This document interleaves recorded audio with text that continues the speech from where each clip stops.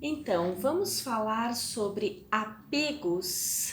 Apegos dentro de uma fantasia que é nutrida desde os velhos tempos, quando a gente precisou alimentar a ideia de que um outro seria o nosso salvador, o nosso protetor, o nosso amparador, aquele que garantiria a nossa sobrevivência. E sim, nascemos completamente vulneráveis.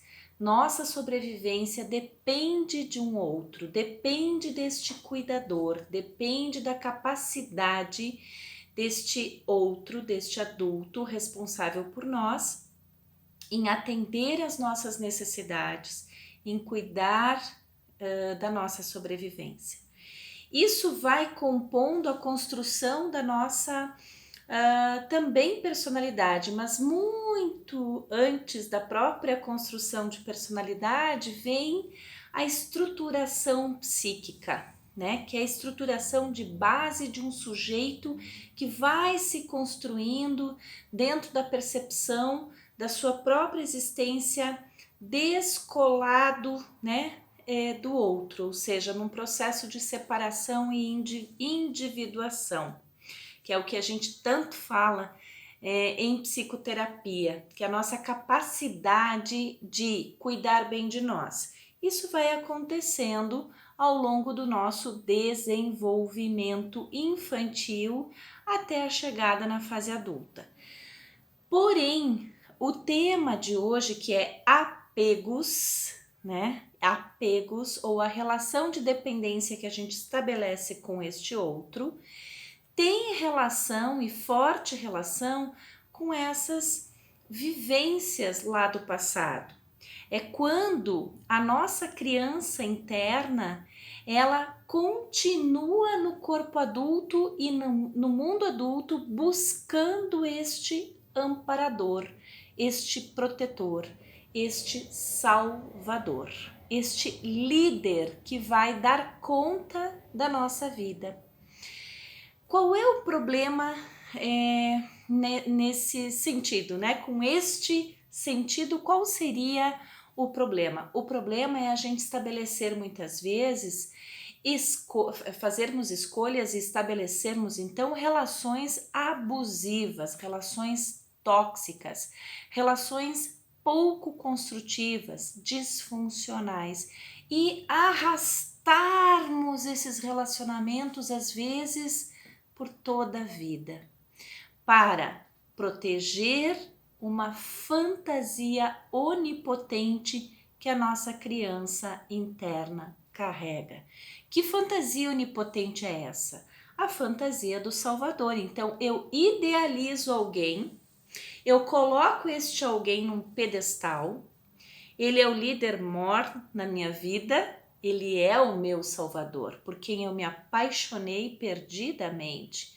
É o único homem da minha vida, ou a única mulher da minha vida, ou o único parceiro da minha vida.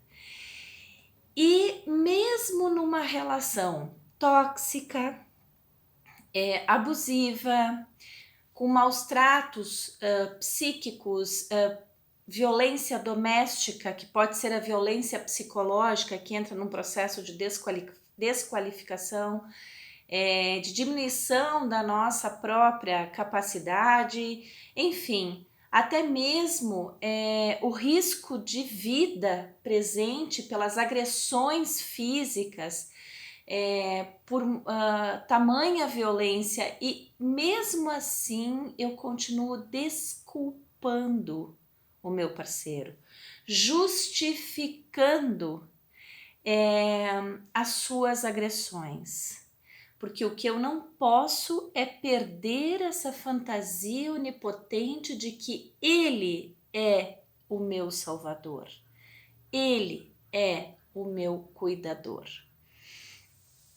Então, gente, esse apego a relações tóxicas diz muito mais respeito a mim do que ao outro. Diz respeito as perversidades que eu vou cultivando nessa minha dinâmica psicológica que propõe sempre a inversão da ordem da verdade, que propõe sempre a inversão da ordem das coisas, né? Das posições, das funções, dos lugares, das identidades num relacionamento de parceria. Isto pode acontecer no ambiente de trabalho, a minha relação com o meu chefe de trabalho. Isto pode acontecer nos relacionamentos familiares, entre irmãos, pai, mãe, etc. Entre amigos, né? Entre vizinhos. Então, de que maneira eu me coloco na minha vida para manter relações abusivas? Qual o ganho secundário que eu tenho, né? Às vezes a gente escuta assim das pessoas, mas já não basta tudo que aconteceu com ele, que aconteceu com ela, e ela acaba justificando as agressões, ela acaba permanecendo nessa relação tóxica, ou ele acaba permanecendo nessa relação tóxica, disfuncional. Bom, esta percepção ainda é uma percepção rasa, superficial, porque o que alimenta esse tipo de relacionamento disfuncional são as fantasias infantis. É como se a nossa criança ficasse o tempo todo reeditando aquela historinha de que existe alguém para cuidar de mim, uma alma gêmea. Exemplos. E quando eu envelhecer, quem vai cuidar de mim? Preciso de um parceiro, de uma parceira para cuidar de mim quando eu estiver num estágio de muita vulnerabilidade. Nós vivemos, por exemplo, décadas e décadas numa inversão completa dos papéis entre pais e filhos. Nós vivemos décadas e décadas dentro de uma educação que promoveu a inversão da ordem desses papéis.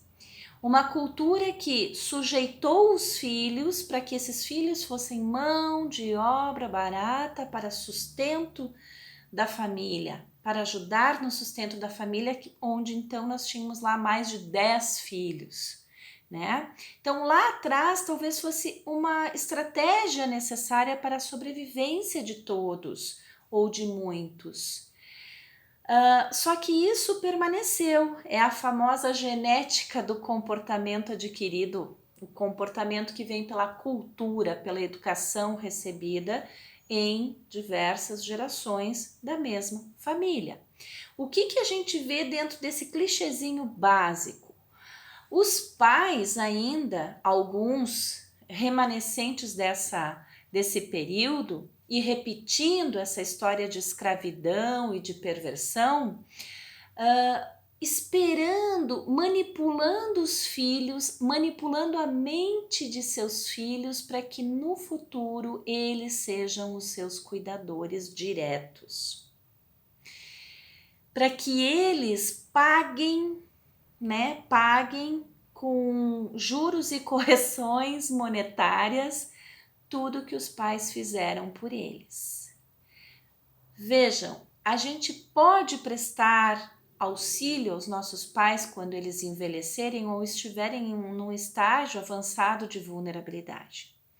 Mas nós não temos a obrigação desta tarefa.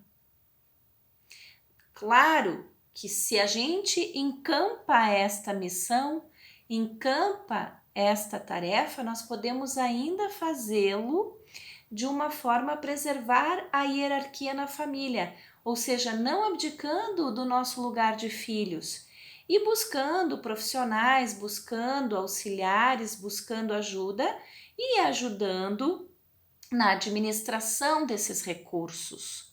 Quando não há nenhum recurso, e aí a gente precisa talvez auxiliar diretamente, ainda é preciso ter a consciência de que esta hierarquia precisa ser assegurada. Quem é o pai, quem é a mãe, quem é o filho? Quem cuida de quem? O restinho de autonomia que existir na vida dos pais velhos precisa ser assegurado. Eu, como filho, tenho o direito de não assumir essa função? Sim, sim. E nem por isso eu vou para o inferno. Nem por isso eu vou ser crucificado. Enfim, salvo o julgamento que geralmente a sociedade faz sobre aqueles que abandonam seus pais, né? O que eu quero dizer com esse discurso de modo geral é a responsabilidade sobre o cuidado da nossa vida é exclusivamente nossa. Eu não posso colocar esse peso nas costas de um filho, esse peso nas costas do marido, da esposa, do parceiro, da parceira, esse peso nas costas dos meus afetos. Nós precisamos conviver em grupo, nós somos seres gregários por natureza, nós não somos uma ilha, não somos completamente independentes. Mas o outro na fase adulta não é o meu pai, minha mãe, meu cuidador. O outro é com quem eu partilho e compartilho ideias, faço esse movimento, essa contribuição de ajuda e de entreajuda, aprendo com os meus afetos, mas assumo 100% a responsabilidade sobre os meus cuidados, enquanto eu tiver consciência. Quando eu não tiver mais consciência por algum adoecimento psíquico, neurológico, por exemplo, a doença de Alzheimer, né? Então, se eu perder essa minha consciência, alguém vai assumir a responsabilidade. Se não for algum familiar, o Estado vai ter que assumir. Alguém vai ter que assumir quando eu não tiver mais consciência sobre os meus atos. Por que eu estou fazendo esse vídeo? Porque eu escuto diariamente, seja no consultório ou fora, crianças travestidas de adultos. Crianças com medo de dormir sozinhas em casa. Crianças com medo de resolver os seus problemas, os seus dilemas, em corpos adultos. Então, isso significa apego. Eu estou apegada a fases anteriores da minha vida, quando eu realmente não tinha condições de cuidar sozinha de mim. Cada vez mais a gente está vendo pessoas optarem por seguir a sua vida em carreira solo. Eu sou uma delas, em carreira solo, que não significa estar sozinho, significa ter afetos, pessoas, pertencer a relações sociais, de amizade, familiares, etc. Mas significa essencialmente dar conta da sua vida, usar da sua autonomia. Então, gente, quando temos problemas, quando temos dificuldades, e a gente sempre tem, né? Não é quando, mas a gente sempre tem, nós temos acesso a esses recursos todos que estão à nossa volta. Nós temos acesso aos nossos próprios recursos, mas também é muito prazeroso sentir-se capaz de cuidar bem de si, ao invés de arrastar filhos para dentro de relações perversas ou arrastar parceiros para dentro da sua neurose. Fica aqui essa dica de reflexão. Nós somos capazes de cuidar bem da nossa vida. É preciso apenas tomar uma decisão. Se a sua criança interna está chorando quase todos os dias, dê colo a ela. Desenvolva a capacidade de continente e faça o amparo. Mas não coloque esse corpo adulto e todas as suas necessidades nas mãos de alguém. Aí você está manipulando o outro para benefício próprio. Um abraço a todos e até o próximo vídeo.